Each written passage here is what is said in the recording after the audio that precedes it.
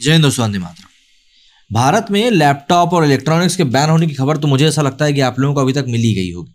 अब ऑब्वियस सी बात है, ये खबर सुनकर कई लोगों को समझ में ही नहीं आएगा कि यार इससे हमें क्या ही फर्क पड़ता है, हमको तो चीज़ें खरीद से मतलब है।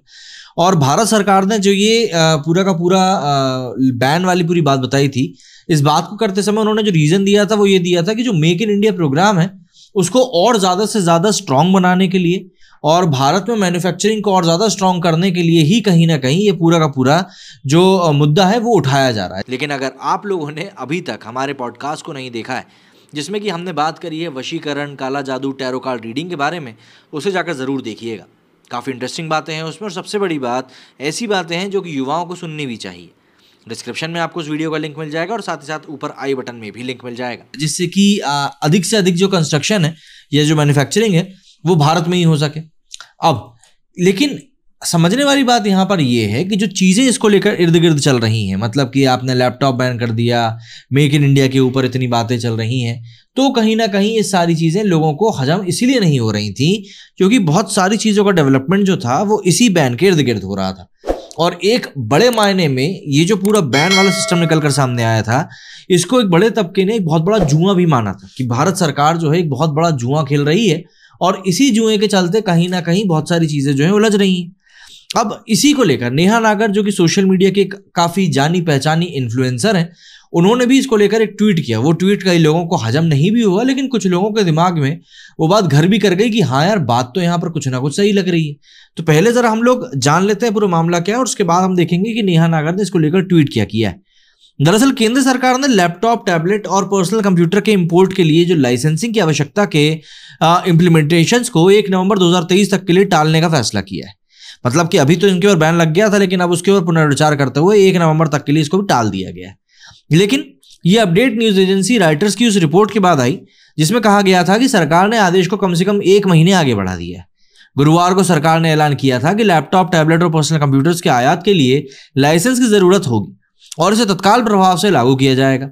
हालांकि अब इस फैसले पर पुनर्विचार किया गया और हितधारकों को नए नियमों को अपनाने के लिए अधिक समय देने के लिए इम्प्लीमेंटेशंस को स्थगित किया गया। वाणिज्य और उद्योग मंत्रालय, मतलब कि ministry of commerce and industry द्वारा शुक्रवार को जारी किए गए नोटिफिकेशन के अनुसार प्रतिबंधित कंसाइनमेंट को लाइसेंस के बिना इंपोर्ट के लिए 31 अक्टूबर 2023 तक मंजूरी दी जा सकती है, लेकिन 1 नवंबर के बाद ऐसी वस्तुओं का आयात के वैध लाइसेंस की आवश्यकता होगी। डिप्टी आईटी मंत्री राजीव चंद्रशेखर ने कहा कि लैपटॉप और टैबलेट के आयात से संबंधित नए मानदंडों को लागू करने के लिए एक ट्रांजिशन पीरियड होगा। उन्होंने कहा कि तय तारीख के बारे में जल्द ही सूचित भी किया जाएगा।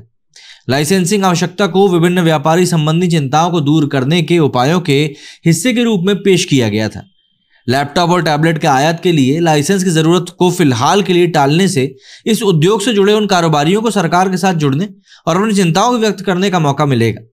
अभी तक HSN 8741 के तहत आने वाले laptop, tablet, all in one personal computer समेत अन्य सामानों का आयात आसान था, लेकिन अब सरकार ने मेक इन इंडिया पर जोर देते हुए इनके आयात के लिए लाइसेंस की व्यवस्था लागू करने का फैसला किया है। दूसरी तरफ इसे चीन के लिए एक झटका भी माना जा रहा है क्योंकि वहां का इलेक्ट्रॉनिक्स मार्केट बहुत बड़ा है और इस तरह से इलेक्ट्रॉनिक गैजेट्स बेचने वाली तमाम बड़ी कंपनियां चीन जैसे देशों से ही भारत में सप्लाई पहुंचाती हैं। बीते अप्रैल-जून तिमाही में इलेक्ट्रॉनिक्स आयात, जिसमें कि बैन किए गए ये प्रोडक्ट्स भी शामिल थे, करीब $19.5 अरब के थे। यह आंकड़ा इससे 1 साल पहले की जो समान अवधि की तुलना में करीब 6.25% ज्यादा था।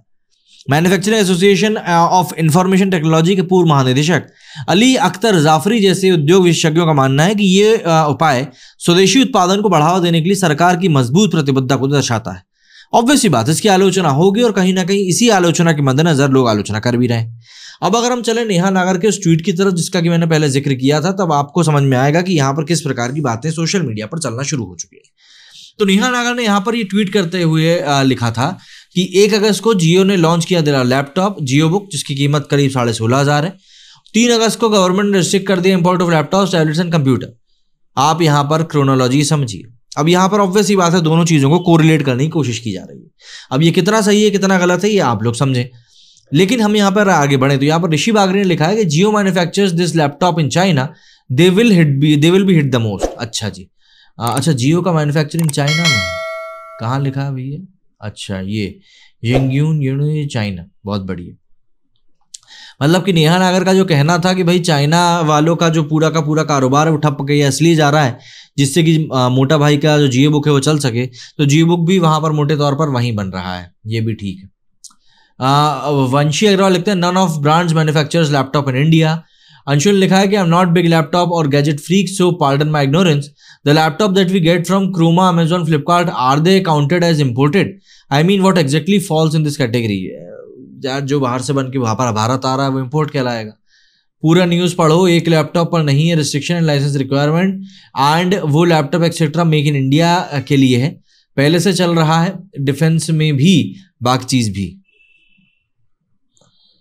मुकुल ने लिखा है कि as it is more than 90% of IT equipment are manufactured in India, won't impact much. Ex wealth manager thinks that Jio laptops are going to be manufactured in Reliance refined. Imports are restricted, can you please share a source? Actually ये news तो है authentic कि यार imports को ban किया जा रहा है। तो इस तरह की जो बातें इस समय सोशल मीडिया पर चल रही हैं, और नेहा नागर ने इसके ऊपर जो क्रोनोलॉजी को लेकर बात उठाई है, लोग उसको काफ़ी ज़्यादा क्रिटिसाइज भी कर रहे हैं और उसे सरोकार भी रख रहे हैं। आपका क्या कहना है इस बारे में? कमेंट करके जरूर बताएं। मेरे से फिलहाल जय हिंद, जय भारत।